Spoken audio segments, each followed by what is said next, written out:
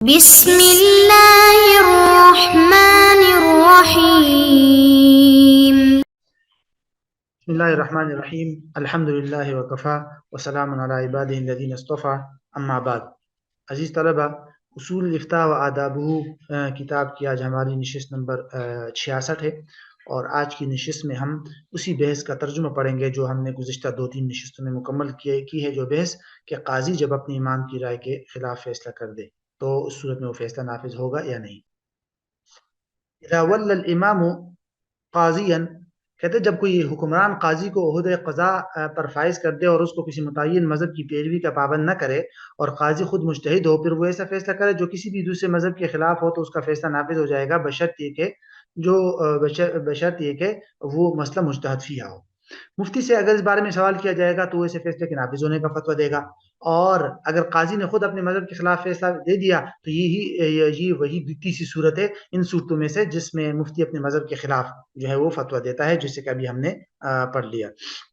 وذلك لما اتفق عليه الفقهاء، اور اس کی وجہ یہ کہ فقہاء کرام کا اس بات پر اتفاق ہے کہ حاکم کا حکم اور قاضی کا فیصلہ اختلاف کو ختم کر دیتا ہے۔ مشہور قاعدہ ہے کہ قضاء القاضی یا حکم الحاکم رافع للخلاف۔ والاصل فی ذلک، اب اس بارے میں ثبوت اس بات کا کیا ہے؟ فرماتے ہیں اس بارے میں اصول یہ ہے، اس سے بنیادی واقعہ یا اصل اس کی یہ ہے کہ حضرت عمر کے بارے میں منقول ہے کہ انہوں نے قضاء کا کام جب حضرت ابو درداء کے سپرد کیا تو 2 افراد اپنا مسئلہ لے کر حضرت ابو درداء کے پاس آئے، انہوں نے ایک کے حق میں فیصلہ دے دیا، پھر جس فریق کے خلاف فیصلہ ہوا تھا اس کی ملاقات حضرت عمر سے ہوئی تو انہوں نے اس سے حال احوال پوچھا، تو اس نے کہا کہ ابو درداء رضی اللہ عنہ نے میرے خلاف فیصلہ دیا ہے۔ حضرت عمر نے اس کے بارے میں جب سنا تو فرمایا لو کنت انا مکانہ لقضیت لک، اگر میں اس کی جگہ ہوتا تو میں تمہارے حق میں فیصلہ کرتا۔ اس پر اس شخص نے عرض کیا کہ آپ کو فیصلہ دینے سے کیا رکاوٹ ہے، آپ فیصلہ کر دیں۔ حضرت عمر نے فرمایا کہ اس مسئلے میں کوئی صریح نص ہے نہیں اور رائے میں ہم دونوں برابر ہیں۔ تو اس کے بعد اسی طرح فرماتے وکذالک اخرج ابن ابی شیبہ، اسی طرح ابن ابی شیبہ نے حضرت حکم بن مسعود سے یہ واقعہ نقل کیا ہے، وہ فرماتے ہیں کہ میں حضرت عمر کے پاس حاضر تھا کہ آپ نے حقیقی بھائی کو میراث میں ثلث میں شریک بنا دیا تھا، تو کہتے ہیں اس پر ایک شخص نے یہ عرض کیا کہ آپ نے تو پچھلے سال اس سے مختلف فیصلہ سنایا تھا جو اس سے الگ تھا۔ تو اس پر حضرت عمر رضی اللہ عنہ نے عرض کیا قالا کیف قضیت، حضرت عمر نے پوچھا کہ بھئی میں نے پچھلے سال کیسا فیصلہ سنایا تھا، تو اس پر اس شخص نے عرض کیا کہ آپ نے معاشرک بھائیوں کو تو حصہ دیا تھا لیکن حقیقی بھائیوں کو کچھ نہیں دیا تھا۔ اس پر حضرت عمر نے فرمایا کہ بھئی وہ فیصلہ تو ویسے ہی تھا جیسے ہم نے کر دیا، آئندہ ہم اس طرح فیصلہ کریں گے۔ تو جب حضرت عمر نے خود اپنی رائے بدل جانے کے باوجود اپنے سابقہ فیصلے کو نہیں بدلا بلکہ وہ مجتہد فی مسئلہ تھا، تو پھر نئے قاضی کا پرانے قاضی کے فیصلوں کو نہ بدلنا زیادہ واضح اور سمجھ میں آنے والی بات ہے۔ والحکمت فی ذلک، اب اس بات کے اندر حکمت کیا ہے کہ ایک قاضی کا فیصلہ جو ہو جائے وہ فیصلہ نافذ ہی رہے گا، اس کو توڑنا نہیں چاہیے۔ تو فرماتے ہیں کہ اس کی حکمت یہ کہ شریعت چاہتی ہے کہ قاضی کے فیصلے سے جھگڑا ختم ہو جائے، لہذا جہاں تک ممکن ہوگا نزاع کو مٹایا جائے گا۔ اب جب کوئی مسئلہ ایسا ہو کہ اس میں مجتہدین کی آراء میں اختلاف پایا جاتا ہے، تو اگر ہم مختلف آراء کی بنیاد پر فیصلے کے ختم کرنے کا دروازہ کھول دیں گے تو یہ جھگڑے ہمیشہ چلتے رہیں گے، تو پھر ہر نئے قاضی کے لیے ممکن ہوگا کہ وہ اپنی رائے کی بنیاد پر گزشتہ فیصلوں کو ختم کر دے۔ اور پھر یہ بھی بات ہے کہ مختلف مذاہب فقہیہ میں سے کسی ایک کو قطعی طور پر بالکل باطل قرار نہیں دیا جا سکتا، تو جس رائے پر فیصلہ ہو گیا اسے قاضی کے فیصلے کے ذریعے جس کا مقصد ہی جھگڑے ختم کرنا ہے تو اس کو ایک قسم کی ترجیح حاصل ہو گئی، لہذا وہ فیصلہ اب برقرار رہے گا۔ اور البتہ اگر قاضی کا فیصلہ قطعی نصوص یا اجماع کے خلاف ہے الا اذا كان مخالفا للنصوص، تو پھر اس کو برقرار رکھنے کی گنجائش نہیں ہے، کیونکہ اب یہ فیصلہ بغیر ما انزل اللہ کی ضد میں آئے گا۔ ولكن في المسألة تفصیل، اب حضرت فرماتے ہیں کہ اس مسئلے کے اندر کچھ تفصیل ہے جو فقہ کتب کے اندر مختلف جزیات کے مطابق تفصیل بیان کی گئی ہے۔ تو فرماتے ہیں کہ اس بارے میں علامہ کاسانی رحمہ اللہ نے اس مسئلے کو تفصیل سے بیان کیا ہے، تو حضرت فرماتے ہیں کہ سب سے پہلے ہم ان کی رائے ذکر کرتے ہیں، پھر ہم اس پر ترخیص شدہ نکات کی وضاحت اور تفصیل جو ہے انشاءاللہ عرض کریں گے۔ تو اس کے بعد علامہ کاسانی رحمہ اللہ کی وہ تفصیلی عبارت موجود ہے، تو چونکہ اس عبارت کے ترجمے کی خاص ضرورت نہیں ہے، جو افتاء کے طلبہ اس کو خود مطالعہ کر سکتے ہیں، آپ ایک نظر اس کا مطالعہ کر لیجئے، اور اس عبارت سے جو نکات حاصل ہو رہے ہیں بطور خلاصہ تلخیص اس کو آخر میں حضرت نے ذکر کیا ہے، تو ہم ان نکات کا ترجمہ کریں گے، تو وہ چونکہ اہم ہے، باقی علامہ کاسانی کی عبارت بھی اہم ہے لیکن اس کا مطالعہ آپ خود کر لیجئے، اور اس علامہ کاسانی کی عبارت کا جو خلاصہ اور اس پر حضرت کی رائے ہے وہ اب ہم انشاءاللہ اس کا ترجمہ کرتے ہیں۔ حضرت فرماتے ہیں کہ علامہ کاسائی نے جو کچھ تفصیل ذکر کی ہے اس کا خلاصہ مندرج ذیل ہے. ان کان القضاء فی مسئلۃ مجمع علیہا، اگر فیصلہ اجماعی مسئلے میں ہو تو جو فیصلہ اجماع کے موافق ہوگا وہ نافذ ہوگا، اور جو اجماع کے خلاف ہوگا وہ باطل ہوگا. پھر دوسرا نقطہ یہ ہے کہ اگر فیصلہ اجتہادی مسئلے کے اندر ہے، مجتہد فی مسئلہ ہے، تو اس مسئلے کے مجتہد فی ہونے میں کوئی اختلاف بھی نہ ہو تو بالاتفاق وہ فیصلہ نافذ ہو جائے گا. تیسرا نقطہ، اگر اس بات میں اختلاف ہو کہ جس مسئلے کا فیصلہ کیا گیا ہے وہ خود وہ مسئلہ مجتہد فی ہے یا نہیں، تو امام ابو حنیفہ اور امام ابو یوسف کی رائے کے نزدیک فیصلہ نافذ ہوگا اور امام محمد کے نزدیک نافذ نہیں ہوگا. چوتھا نقطہ،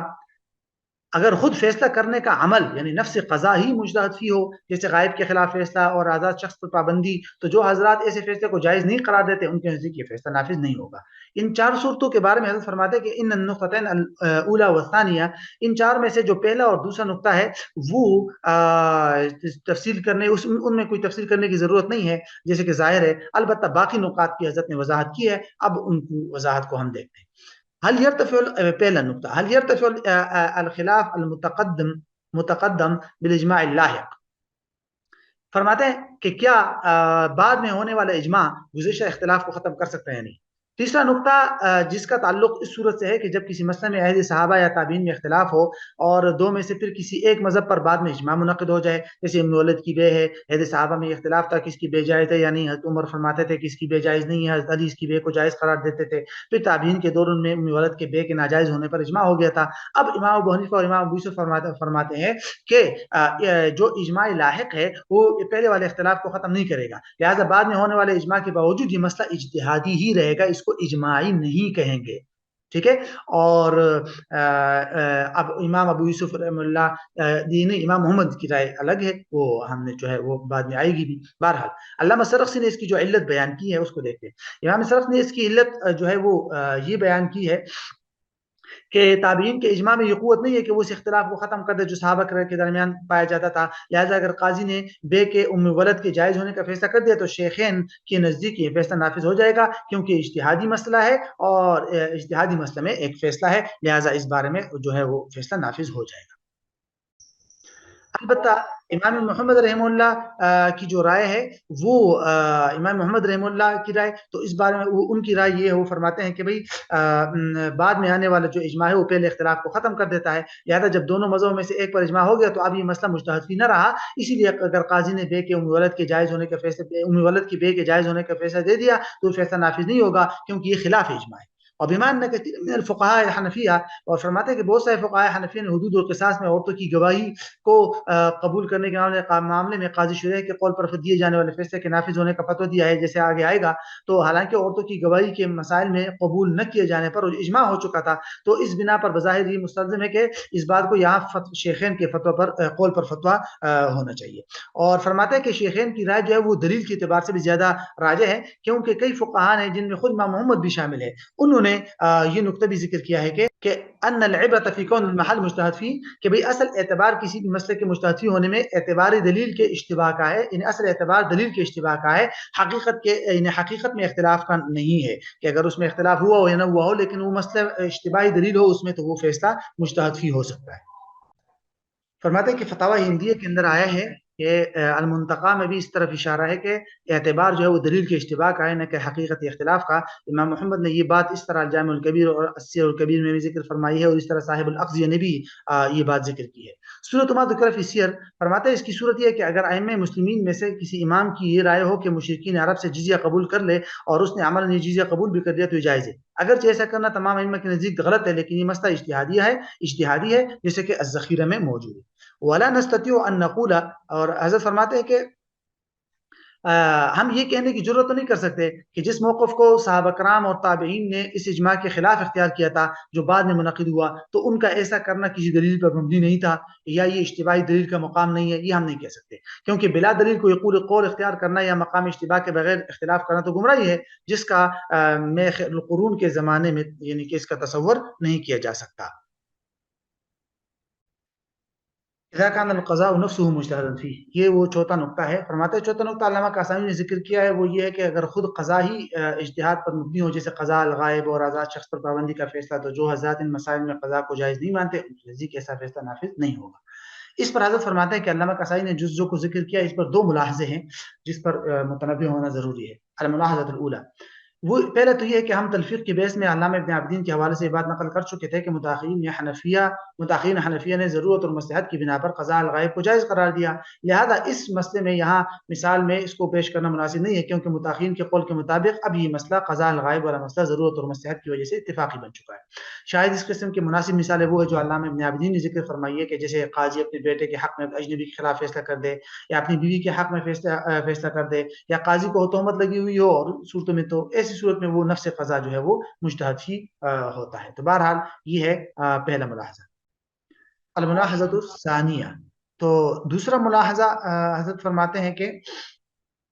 دوسرا ملاحظہ یہ کہ علامہ کاسانی رحمہ اللہ نے اس قسم کا حکم ایسے بیان کیا گویا کہ یہ حکم حنفیہ کے درمیان متفقہ ہے، اور وہ اس بات پر متفق ہے کہ اگر خود قاضی جو ہے خود قضا مجتہد فی ہے تو ایسی صورت میں وہ فیصلہ ان کے نزدیک نافذ نہیں ہوگا جو اس قضا کو معتبر نہیں مانتے، لہٰذا اگر قاضی ثانی ان میں سے ہے جو اس قضا کو معتبر نہیں مانتا تو اس کے لیے پہلے قاضی کے فیصلے کو ختم کرنا جائز ہے، یہ علامہ کاسانی کی عبارت سے معلوم ہوتا ہے۔ لیکن ولیکن یظہر من مراجعۃ الکتب الاخرى، حنفیہ کی دیگر کتابوں کی مراجعات سے معلوم ہوتا ہے کہ یہ حکم خود حنفیہ کے ہاں متفقہ نہیں ہے، اس لیے علامہ ابن عابدین نے اس قسم کے مسائل کے بارے میں فرمایا ہے کہ وہ قسم اختلفوا فیہ، ایک قسم ہو جس میں فقہاء کا اختلاف ہوا ہے، وہ تب ہے جب حکم ہی مجتہد فیہ ہو، اور وہ قسم ہے جس میں حکم کے پائے جانے کے بعد اختلاف واقع ہوا ہو، بس یہ بھی کہا گیا ہے کہ فیصلہ نافذ ہوگا۔ تو فتبین،